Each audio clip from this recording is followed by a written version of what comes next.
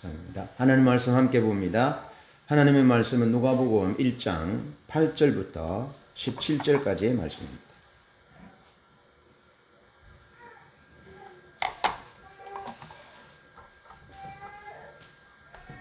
누가복음 1장 8절로 17절 제가 봉독합니다.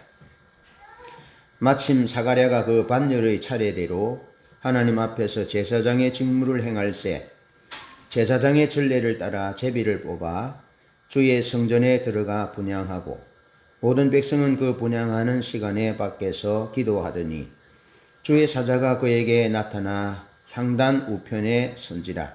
사가랴가 보고 놀라며 무서워하니 천사가 그에게 이르되 사가랴여 무서워하지 말라. 너의 간구함이 들린지라. 내 아내 엘리사벳이 내게 아들을 낳아 주리니 그 이름을 요한이라 하라. 너도 기뻐하고 즐거워할 것이요 많은 사람도 그의 태어남을 기뻐하리니 이는 그가 주 앞에 큰 자가 되며 포도주나 독한 술을 마시지 아니하며 모태로부터 성령의 충만함을 받아 이스라엘 자손을 주 곧 그들의 하나님께로 많이 돌아오게 하겠습니다. 그가 또 엘리야의 심령과 능력으로 주 앞에 먼저 와서 아버지의 마음을 자식에게 거스르는 자를 의인의 실기에 돌아오게 하고 주를 위하여 세운 백성을 준비하리라. 아멘. 오늘은 대림절 셋째 주일입니다. 대림절이라고도 하고 대강절이라고 또 합니다. 이 아침 하나님의 인자하심과 선하심을 찬양합니다. 오늘 본문을 통해서 하나님이 얼마나 신실하신지, 또 하나님은 어떤 자를 찾고 계시는지, 하나님은 또 어떤 복을 주시기를 원하시고 주시는지 본문 말씀을 통해서 몇 가지를 살펴보려고 그럽니다. 신실하신 하나님을 높이고 신실한 삶을 사는 그런 결단이 있기를 축복합니다. 먼저 하나님은 우리의 기도를 들으시는 분이다. 우리의 기도를 들으시는 분이다. 합리주의자들, 계몽주의자들, 현대 과학기술을 하나님의 자리에 대신 놓는 사람들, 그런 사람들은 눈에 보이는 것, 검증 가능한 것, 실험 가능한 것들만 가치 있다, 믿을만 하다, 그렇게 생각하고 눈에 보이지 않는 하나님, 눈에 보이지 않는 믿음, 성령의 실체를 인정하지 않습니다. 그래서 과학기술로 얼마든지 우리가 원하는 유토피아를 만들 수 있다. 그래서 하나님을 배척하고 교회를 배척하고 영적 세계를 배척하는 그런 시대의 사주 조류 가운데 있습니다. 상당히 심각한 가운데 있습니다. 그래서 절대 진리를 부정하고 창세 이후로부터 내려오는 그런 하나님의 권위, 또 사회 질서, 도덕적인 질서, 윤리 이런 것들이 가치 없다고 생각하고 무너뜨리는 것입니다. 그러면서 자신들이 의미 있다고 생각하는 것이 진리가 되는 것입니다. 자신들이 가치 있다고 생각하는 것이 진리가 되고 하나님이 되는 것입니다. 그래서 예수 그리스도를 믿어야만이 구원 얻는 유일한 진리가, 절대적인 진리가 상대화되고 하나님도 얼마든지 다른 신들을 만들고 다른 종교를 통해서도 구원을 얻을 수 있다라고 말하는 포스트 모더니즘 시대에 우리가 살아가고 있습니다. 이럴 때에 하나님은 우리에게 그것이 아니다라는 사실을 분명하게 보여주는데, 그것은 하나님은 눈에 보이시지 않지만 우리의 기도가 사실 이렇게 과학적으로 증명되는 것이 아니잖아요. 그렇지만 하나님은 우리의 기도를 들어주시는 분이다. 응답하시는 분이다. 그렇게 신실하신 하나님이심을 본문은 우리에게 보여주고 있습니다. 13절을 보니까 사가랴가 분향하고 있었습니다. 단열의 차례대로 하나님 앞에 제사장의 직무를 행했다. 그래서 성소에 들어가서 하나님이 맡겨주신 제사장의 직무를 감당할 때 분향하는 직무를 감당했습니다. 하나님 앞에 향을 살아서 드리는 나감향과 풍자향, 소합향 이렇게 유향을 하나님 앞에 드리잖아요. 하나님이 맡으시기 위해서 향을 준비하셨잖아요. 예, 그래서 그 향을 하나님 앞에 이제 태워서 향기를 하나님 앞에 다 드리는 거죠. 예, 그러는 가운데 천사 가브리엘을 하나님께서 보내셨어요. 천사 가브리엘. 어떤 학자는 이렇게 말합니다. 다니엘이 기도할 때 하나님이 천사 가브리엘을 이제 보내잖아요. 가브리엘을 보냅니다. 그래서 응답합니다. 응답하는데 그때로부터 이제 천사 가브리엘을 마리아에게 이제 보내잖아요. 사가랴에게 보내잖아요. 그 보낸 시간을 이제 성경의 기록에는 이제 나타나지 않기 때문에 그 시간이 500년의 세월이다. 어떤 사람은 뭐 700년의 세월이다. 뭐 그렇게 얘기하는데 수백 년의 세월 동안 하나님 앞에 서 있던 천사 가브리엘을 이제 보내셨다. 예. 그래서 하나님이 뭐라 말씀하시느냐면 천사 가브리엘을 통해서 사가랴에 무서워 말라. 너의 간구함이 들린지라. 하나님께서 너의 간구함을 들으셨다. 그리고 내 아내 엘리사벳이 내게 아들을 낳아주리니 그 이름을 요한이라 하라. 그렇게 말씀하신 겁니다. 여러분, 기도는 눈에 보이지 않잖아요. 그러면서 제사장이 사가랴가 엘리사벳과 결혼을 했는데 유대 여자들은 결혼 적령기가 10살, 12살 이렇게 돼요. 예, 그렇게 되고 그래서 이제 이 아내가 나이가 늙었다. 그러면 뭐 한 60살 정도 됐다고 보면 한 50년 기도했을 것이고 한 70살쯤 됐다고 보면은 뭐 더 됐을 것이고, 예, 그렇잖아요. 예, 그렇게 긴 세월 동안 기도는 어떻게 눈에 보이게 남아 있지 않습니다. 예, 이렇게 실험해서 가능한 것도 아닙니다. 그냥 남아있지도 않습니다. 허공에 남아있지도 않고, 어디 뭐, 감이 열리듯이 열리는 것도 아닙니다.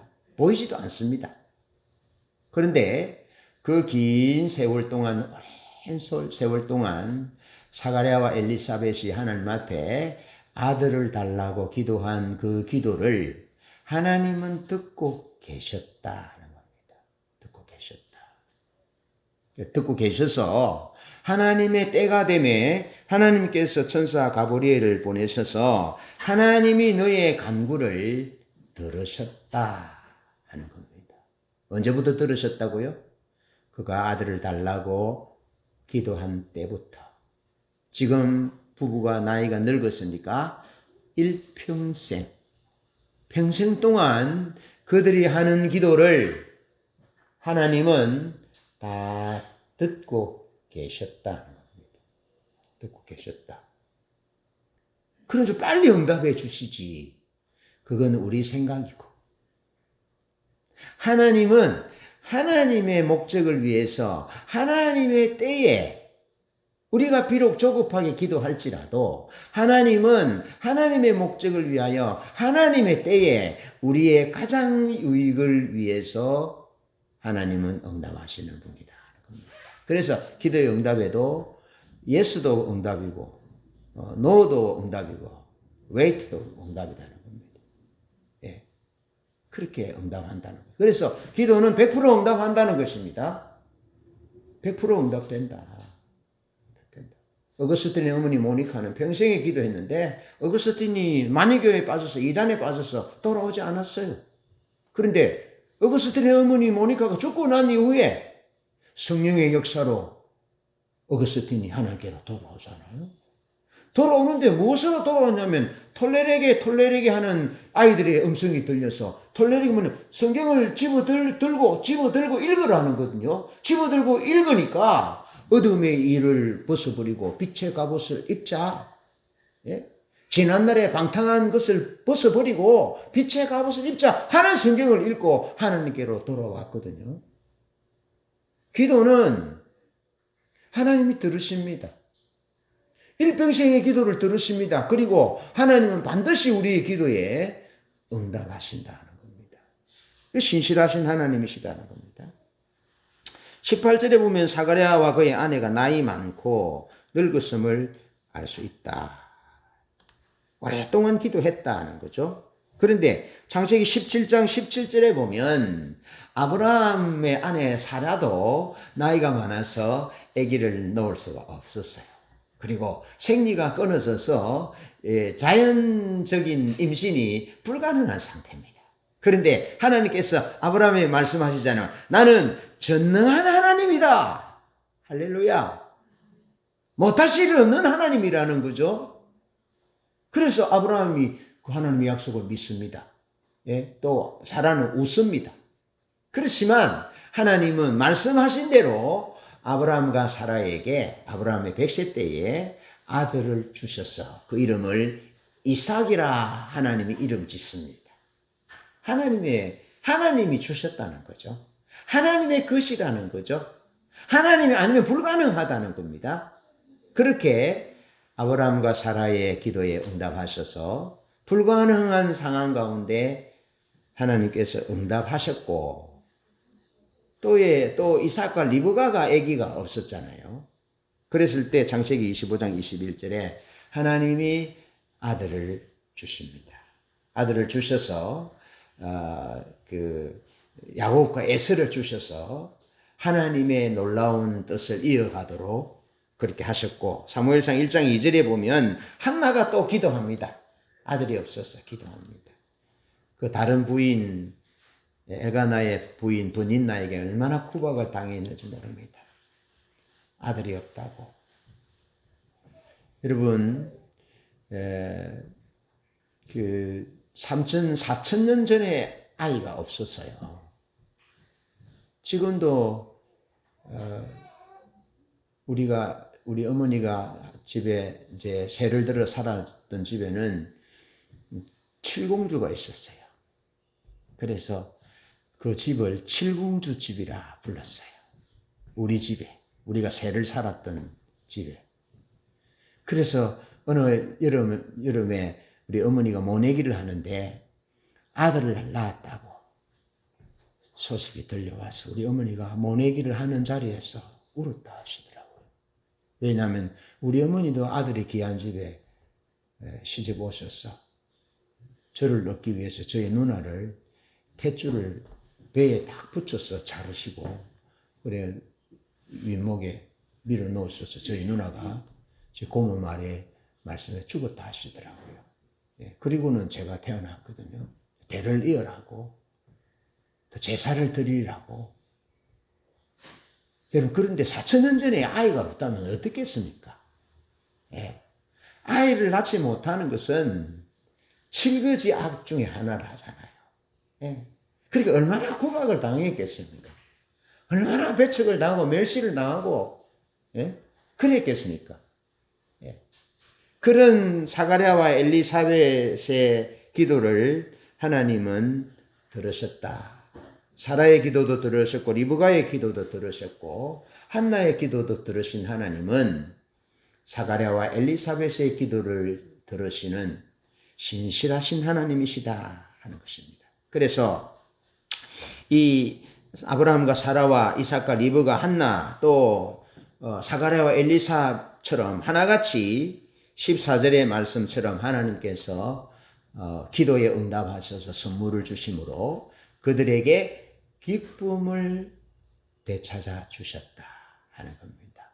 빌립보서 4장 4절에는 기뻐하라. 내가 다시 말하노니 기뻐하라 말씀하셨고, 여호와를 기뻐하는 것이 너의 힘이다 라고 말씀하셨고, 하나님은 우리 삶에 우리가 기쁘게 살고 행복하게 살기를 원하시는 것이 하나님 아버지의 마음인데, 하나님은 신실하셔서 엘리사벳과 사가랴의 기도를 들으셔서 그 간구함을 들어주심으로, 그래서 아들 요한을 주심으로 그 기쁨을 회복해 주시는 신실하신 하나님이시다는 겁니다. 그래서 우리는 신실하게 하나님 앞에 기도해야 합니다. 우리 일평생 하나님 앞에 신실하게 기도함으로 나아가기를 축복합니다. 하나님은 신실하신 분이십니다. 두 번째, 신실하신 하나님은 우리의 신실한 섬김을 보십니다. 신실한 섬김을 보신다. 누가복음 19장 46절에 보면 이미 예루살렘 성전은 강도의 소굴이 된 지 오래입니다. 예루살렘 성전은 스룹바벨 성전이거든요. 이제 솔로몬 성전이 무너졌어요. 솔로몬 성전이 바벨론에 의해서 이제 무너지잖아요. 무너지고, 그 다음에 이제 돌아와서 스룹바벨 성전이 이제 건축이 됐어요. 스룹바벨 성전이. 이 스룹바벨 성전이 헤롯에 의해서 이제 확장되는 겁니다. 헤롯이 그냥 신축한 것이 아니고 확장되는 것입니다. 확장되어서 예수님 시대까지 이제 확장되어 온 거죠. 그리고 로마 AD 70년에 로마 티투스 장군에서 그게 무너졌어요. 성전이 없어요. 그러면 지금 이제 이스라엘 백성들이 세우기를 원하는 성전은 제3성전입니다. 제3성전. 제3성전을 세우려고 하는 겁니다. 아시겠죠? 예, 말라기 시대의 성전이 무너져 버리고 다시 세 번째 헤롯이 성전을 지은 것이 아닙니다. 예, 스룹바벨의 성전이 와서 헤롯이 더 확장시켰다는 거죠. 더 크게 확장시키고 여인의 뜰, 이방인의 뜰 이런 것들을 더 확장시키고 더 아름답게 한 부분이죠. 예, 그런데 이미 성전은 강도의 소굴이 된 지 오래됐다. 어떻게 보면 성전에서 봉사하는 것이 의미가 없다라고 볼 수 있는 것이죠. 예, 의미가 없다라고 볼 수 있습니다. 이게 사가랴의 입장에서 볼 때, 성전에서 가서 하나님을 섬기는 또 그 사가랴의 입장에서 볼 때 이미 성전이 타락되었기 때문에 가치 없다고 생각할 수 있습니다. 예, 가치 없다고 생각할 수 있습니다. 우리가 지금 세계관 공부를 하는데 이 시대가 사실과 가치를 나눈다 했잖아요. 그래서 사실이 하나님이 실제하시는 분, 사실이신 분, 진리이신 분, 하나님이. 그런데 이분은 불변이잖아요. 불변이에요. 불변인데 사람들이 가치를 부여하는 거예요. 이건 가치를 부여하든지 안 하든지 가치 있는 겁니다. 예? 아시겠죠? 가치 있는, 영광 받아야만, 경배 받아야만 마땅한, 섬김 받아야 마땅한 분이에요. 그런데 사람들이 여러 가지 이유로 가치를 부여하는 겁니다. 그거는 타락했기 때문에 소용없어. 보시오, 성전은 하나님의 영광이 임하는 곳입니다. 하나님의 성전입니다. 사람들이 가치를 부여하든지 부여하지 않든지 성전입니다. 하나님의 임재하시면 성전입니다. 예. 그런데 성전이 이미 타락했어요. 강도의 소굴이 됐어요. 그러면 사실의 입장으로 봐야 되는데, 가치의 입장으로 보니까 그거 뭐 타락됐는데 뭐 강도의 소굴이 됐는데 뭐 몇몇 제사장들의 수입을 위해서 그토록 많은 헌금을 드리게 하고 과부의 재산을 탐내고 빼앗고, 그렇게 한데 뭐 교회 봉사하고 성전에서 봉사하고 헌금을 많이 드리게 하고, 결국 그 헌금이 안 나서 가야바의 대제사장의 자리를 지키는 호주머니로 들어가는데 우리가 그렇게 할 필요 있나 하고, 하나님 앞에 섬기는 섬김을, 교회에서 드리는 봉사를, 성전에서 드리는 봉사를 중단할 수 있습니다. 조심하셔야 합니다. 네. 그것이 성전이든지, 그것이 교회 리더든지, 아니면 직장 상사든지, 여러분, 무너질 수 있습니다. 꼭 기억하셔야 합니다. 그러면 자기가 손해입니다. 자기가 손해고 자기의 성장은 거기서부터 멈추게 됩니다. 그리고 하나님의 역사는 그곳에 일어나지 않습니다. 그래서 리더가 뭐 잘 못하는 것이 있어 걸리든지 직장에서 사장이 영 개판이든지 우리가 쉽게 말하면 미안합니다. 영 엉망이든지 예? 아니면 교회가 뭐 좀 이상하든지 그렇다 할지라도 거기서 내가 하나님 앞에서 신실하게 섬기는 것을 중단하면 나의 성장은 중단된다는 겁니다. 극복해야 하는 겁니다. 사가랴는 어떻게 극복합니까? 사가랴는 여전히 하나님 앞에서 성전 봉사자로 봉사해요. 봉사하는데 신실하게 봉사합니다. 소망이 끊어진 그런 상황 가운데 성전이 강도의 속으로 됐어요. 그리고 자기는 평생 동안 아들 달라고 기도했는데 기도 응답이 없어요. 그러니까 사면초가한 거죠. 안팎으로 하나님 앞에 기쁨으로 섬겨야 할 이유가 없는 거예요. 예. 그런데 그럼에도 불구하고 사가랴는 역대상 25장 7절에 보면 24반차가 나오는데 레위인의 24반차대로 성전 봉사에 신실한 모습을 보이고 있습니다.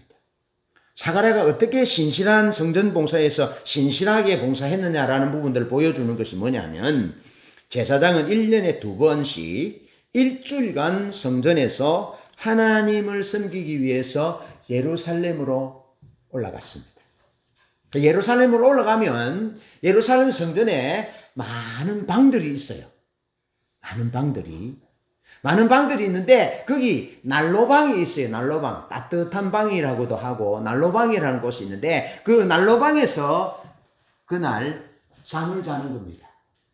오벳이 있어서 전체적으로 자는 그 바깥 성전 밖에 쭉 제사장들이 머무는 방이 있고 그리고 그날 이제 봉사하는 자들이 모든 제사장이 성전방에서 하면 방이 부비좁잖아요. 그래서 오벨이라는 곳에 있고 그날 이제 봉사할 사람이 난로방 따뜻한 방에 가서 이제 자는 거예요. 자고 새벽 4시 되면 일어났어요. 예. 우리 한국에 그랬잖아요. 어느 놈이 새벽 기도를 만들어 가지고 그랬는데 그거 미안하지만 구약의 전통부터 새벽에 기도를 했고 또 사랑하는 예수님이 새벽 미명에 기도하셨어요. 그래서 어느 놈이 만든 것이 아닙니다.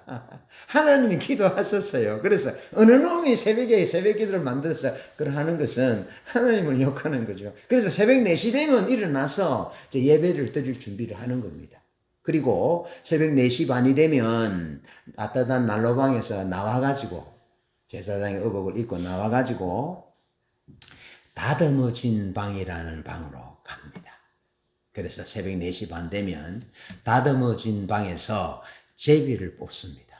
제사장이. 이 제사장은 나환우들이 이제 고침받고 예물을 드리는 그 제사장의 보위를 하잖아요. 그럼 그것을 검열하는 방에 제사장이 거기 그날 제비가 뽑힐 수도 있고 또 뭐 재물을 씻는 뭐 이런 것을 또 해당될 수도 있고 다양하게 해당되는 겁니다. 아시겠죠? 그런데 그날 사가랴는 뭐가 해당되냐면 성소에서 하나님 앞에 분향하는 것에 제비가 뽑혔다는 겁니다. 그럼 우리가 이 그림을 보셔야 됩니다. 그림을 보는 것이 뭐냐면 새벽같이 일어났어. 그리고 제비를 뽑았어. 그런데 거기 분향단에서 분향하는 그것이 뽑히기를 간절히 원했다는 겁니다. 간절히. 그리고 2번 뽑히면 다른 사람에게 이 영광스러운 자리를 양보했던 당신 내가 한번 했으니까 당신이 해라. 그래서 이 분향단에서 분향하는 거는 평생에 1번 있거나 혹은 2번 정도. 그렇게 귀한 자리였다는 겁니다. 그러면 제비가 사람이 제비를 뽑지만 그 제비를 정하시는 분은 하나님이시다 하잖아요. 그러면 사가랴가 그 성전이 타락했고 평생 동안 기도했는데도 응답이 없고 그런 상황에 섬길 만한 기쁨도 없는데 가치를 부여하자면 아무런 가치도 없게 여길 수 있는데 그럼에도 불구하고 사가랴는 기쁨으로 섬겼다라는 거죠. 기쁨으로 섬겼다는 것이 뭐 성경에 어디 나와 있습니까? 없어요. 그런데 일주일 동안 집을 떠나서 예루살렘으로 왔고, 그죠? 왔고, 그 다음에 난로방에서 새벽같이 일어났고, 그 다음에 닫아문 돌방으로 가서 이제 내가 하나님 앞에 어떻게 섬길지 설레는 마음으로 기대하는 마음으로 간 거죠. 그런데 제비를 뽑았는데 그렇게 제사장들이 선망하는 분향하는 성소에서 분향하는 것에 딱 당첨됐다는 겁니다. 그리고 하필 또 그때 그 시점에 가브리엘이 보내서 아들을 주겠다라고 하는 그 전에 그런 일들이 일어났다는 겁니다. 그런데 제비를 작정하는 분이 하나님이시기 때문에 신실하신 하나님이 정해준 거죠. 제비를 뽑게 한 거죠. 그럼 뭘 보시고 뽑게 해준 겁니까? 그렇게 간절히 갈망하고 하나님을 기쁨으로 섬기고 상황에 상관없이 섬기고 내가 가치를 부여하든지 부여하지 않든지 내가 진리라고 인정하지 않든지 하나님은 진리이시고 하나님을 섬기는 것과 이 성전은 거룩한 성전이다. 그러한 중심으로 신실하게 하나님을 섬겼다는 것입니다. 그랬을 때 하나님이 그 신실한 섬김에 응답하셨다는 겁니다. 할렐루야. 자, 성전에서 분향할 때 보십시오. 그 향을 다 넣고 그냥 한꺼번에 넣어버리고 끝나는 것이 아니잖아요. 풍자향과 나가면과 소화향과 요향을 이렇게 하나님 앞에 드리잖아요. 우리 이제 비빔밥을 좋아합니다. 비빔밥을. 이것도 저것도 넣어가지고 막 먹긴 한데, 그 부분에 대해서는 정확히 연구를 안 해서 모르지만 이건 이제 추측과 상상으로 얘기할 때, 하나님 앞에 향을 드릴 때 섞어서 드릴 수도 있겠지만 소합향을 드리고 나감향을 드리고 풍자향을 드리고 유향을 드리고 여러분 같으면 어떻게 받고 싶습니까? 여러분이 하나님 같으면 짬뽕으로 뭐 소합은 나가면 풍자하고 유향을 짬뽕으로 해가지고 한 번에 그냥 받고 끝내겠습니까? 소합향의 향기를 하나님이 받으시고 나감향의 향기를 받으시고 풍자향의 향기를 받으시고 유향의 향기를 받으시고 그러겠죠. 어젠가 보니까 뭐 마블 여행에 보니까 멕시코에 갔는데 그 이름은 모르겠습니다. 좀 몸집이 뚱뚱한 친구가 식당에 들어가서 주문을 하는데 주문 메뉴가 뭐냐면 색깔이 있어요. 이제 핑크빛 색깔에는 주문 메뉴가 있고 또 그린 주문판에는 그린 메뉴가 있고 그거 괜찮더라고요. 예? 괜찮잖아요. 그냥 흰벽에 글자만 있어 시키는 것보다 이게 그 핑크빛 메뉴판에 있는 음식도 먹어보고 싶고 그래 보니까 그 친구가 핑크빛 음식도 하나 시키고 그 다음에 그린식이 이렇게 아마 시키는 것 같더라고요. 음식이 이렇게 세 종류가 나오더라고요. 그래서 이것도 먹어보고 저것도 먹어보고 이것도 먹어보더라고요. 그러면서 맛있는데 이것은 고수가 들어가서 이건 못 먹겠다고 젖어놓더라고요. 그러니까 무슨 말이냐 하면 하나님 앞에 신실하게 섬기되 신실한 섬김은 기쁨으로 섬기는 거죠. 그것의 행동이 뭐냐면은 제비같이 일어나서 그렇게 섬기고 또 이쪽으로 이동해가지고 제비가 뽑기를 기다리고 그러면서 제비가 뽑혔는데 성소에서 분향하는 그런 그 제비를 그렇게 되기를 갈망했는데 하나님 그렇게 해주셨다는 거죠. 그러면서 성소에서 분향할 때 본문은 뭐라 그러냐 하면 9절에 제사장의 전례를 따라 제비를 뽑아 주의 성전에 들어가 분향하고 10절에 모든 백성은 그 분향하는 시간에 밖에서 기도하더니 그렇게 기록하고 있습니다. 다른 말로 하면 분향하는 시간에 백성들이 밖에서 기도했다 하는 거죠. 기도했다. 그러니까 그 말은 분향하는 시간이 뭐 5분 만에 끝난 것이 아니고 오랜 시간이 걸렸다는 거죠. 오랜 시간이, 필요한 시간들이 걸리는데 그 기도, 그러한 섬김을 사가랴는 기꺼이 기쁨으로 하나님 앞에 섬기고, 그렇게 섬길 때도 하나님 앞에 기도하면서 그렇게 하나님 앞에 섬겼던 것이죠. 그렇게 선망의 장송에서 기쁨으로 상번제를 드리고 분향단에서 하나님 앞에 기도할 때 하나님은 그 분향 중에, 사가랴가 하나님 앞에 기쁨으로 섬기는 분향하는 중에, 봉사하는 중에, 기도하는 중에 하나님이 천사 가브리엘을 보내셔서 응답하셨다. 할렐루야. 하나님은 우리의 신실한 봉사에 섬김에, 기쁨의 섬김에 응답하시는 분이다. 기쁨으로 하나님을 섬길 수 있기를 축복하고, 마지막으로 신실한 하나님은 기쁨의 소식, 좋은 선물을 주시는 분이다.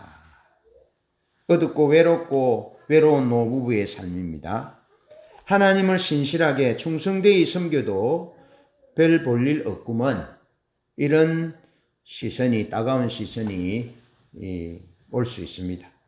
모든 희망이 사라져갈 때 아브라함을 찾아오신 하나님께서 약속하셨듯이, 약속하신 대로 이삭을 주신 것처럼 사가랴 부부에게 천사 가브리엘을 보내셔서 좋은 소식을 주시는데, 내 아내 엘리사벳이 너에게 아들을 낳아 줄 것이다. 그 이름을 요한이라 하라 하고 하나님께서 그 아들을 주실 것과 그 아들의 이름까지 지어 주셨다는 것입니다. 사가랴가 받은 좋은 소식은 단순히 아들을 하나 얻는 것이 아닙니다. 아들을, 내 아내 엘리사벳이 너에게 아들을 낳아 줄 것이다. 그런데 그 이름을 요한이라 하라. 그렇게 이름까지 지어줍니다. 그 이름은 제가 일전에 말씀드렸듯이 이름을 짓는 특권은 아버지의 권한인데, 하나님이 그 이름을 지어주신 것은 요한이 하나님의 것이라는 겁니다. 하나님의 아들이다. 하나님의 목적을 위해서 살 것임을 의미하는 거죠. 그래서 단순한 한 아들을 얻는 의미를 넘어서는 그런 소식이다. 그러면서 그 아들이 말라기 4장 5절 6절 말씀에 의하면 내가 내 사자를 보내는데, 이제 신약의 엘리야를 보낼 것을 예언하잖아요. 근데 신약의 엘리야를 보낸다라는 말은 예언자 엘리야의 영을 가진, 예언자 엘리야의 영과 힘을 받은 그런 선지자를 보내실 것이다 라고 예언하는 거죠. 말라기서에. 그런데 그 하나님의 예언하신 대로 그렇게 아들을 주셨다는 겁니다. 단순한 아들이 아닙니다. 하나님의 약속이 성취되는 그 아들을 하나님 앞에 하나님으로부터 받았다는 겁니다. 하나님의 뜻을 이루는 아들, 또 하나님의 뜻을 이룰 아들. 그래서 많은 이스라엘 자손들을 하나님께로 돌아올 수 있도록, 그리고 메시아를 하나님께 드러내는, 이스라엘 백성들이 드러내는 통로로 보냄받았고, 많은 이스라엘 자손을 하나님께로 돌아오게 할 선물로 누가복음 3장 2절의 말씀대로 그런 아들을 하나님으로부터 받았다는 것입니다. 여러분, 이번 성탄절에 어떤 선물을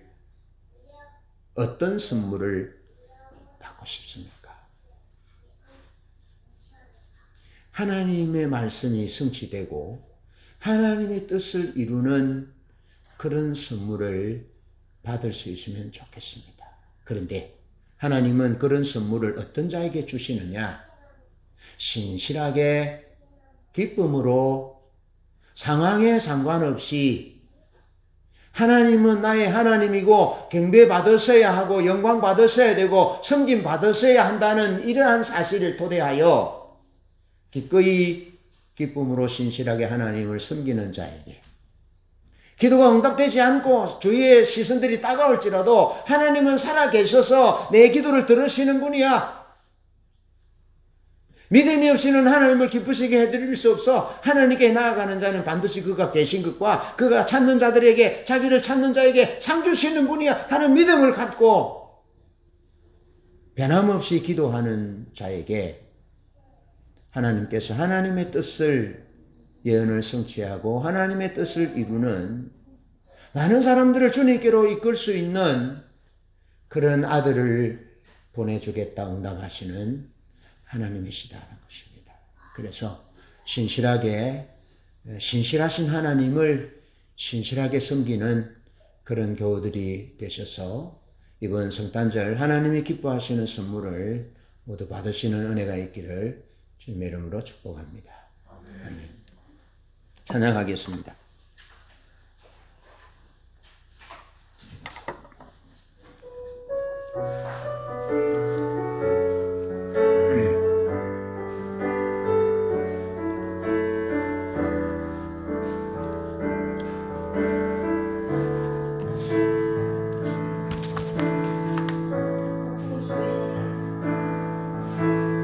폭풍 중에 잠잠하게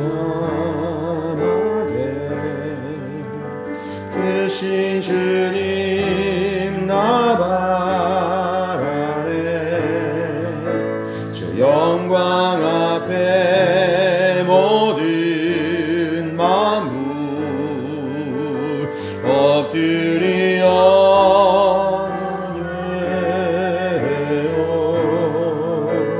주의 나라 이 땅 위에 모든 눈을 닦으시네. 신실하신 주의 말씀 능력으로 임하소서.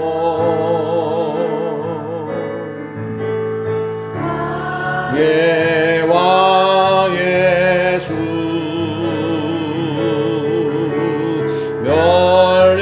멸류관 드려 모든 족속 방언 백성 열방이 경배하여 왕의 위엄과 권세와 능력 크신 주의 이름 온 세계 위에 높이리라.